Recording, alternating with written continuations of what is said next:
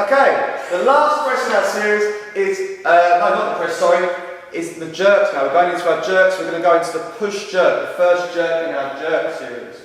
The setup again is exactly the same as it would be in our presses, okay? So the front rack position remains the same, the feet remain the same, but this time instead of pressing that load out overhead and fully pressing out, we're going to jerk under that bar and receive the bar overhead in a fully locked out position.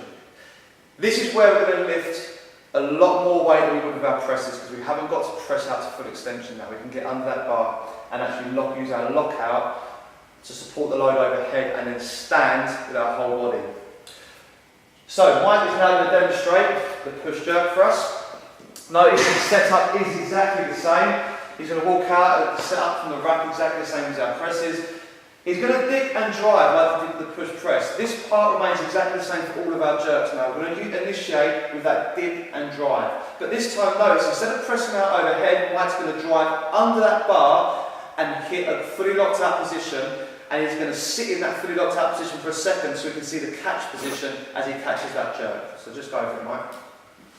So this position here is his catch position. The bar is directly over his midline, the back is nice and straight, the chest is up and the hips are engaged and we've got tension in the hamstrings and the glutes. And he's going to stand to full extension and that will be the finish of his rep. Bring it down and knock it up first.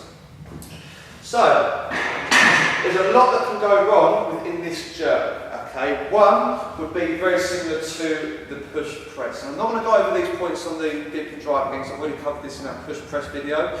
But all I will touch on it briefly is just that chest falling down as we initiate that dip. If we do that, the chest is in front, and as I drive, the bar will then come in front as opposed to coming straight overhead.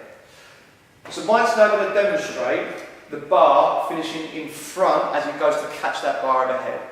Now, because we're jerking again, the load will increase from when we're pressing, so there's a good chance we're going to lose this lift overhead. So Mike just demonstrate a poor bar path for me with the bar coming in front. I don't know if I can do that. Try your best. Do it when we do it rather.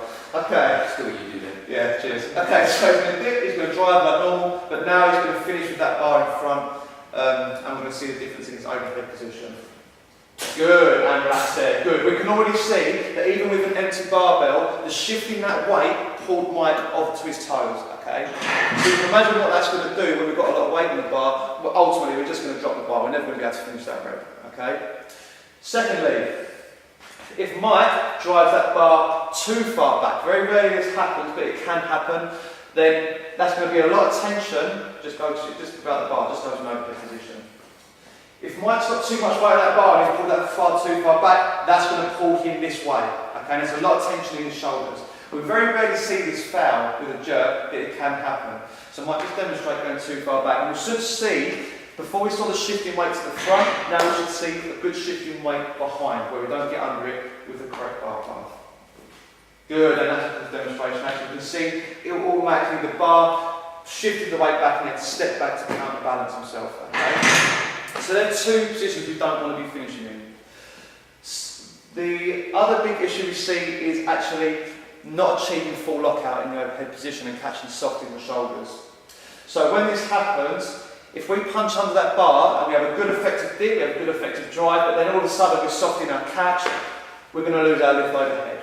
Okay? So just show that we're not aggressive enough in our overhead position.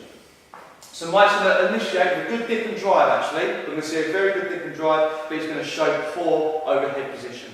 Okay? So let's finish with soft. Good, and this there, and that press out that we saw there, he caught soft and then he pressed out, relax, is very common. Okay, we don't want to see you catching with the elbows cocked and then having to press out to finish that rep. Okay? So to counterbalance that, we need to make sure we have a good, effective drive, we finish that drive, we get that bar moving, and then we are aggressive at punching underneath that bar.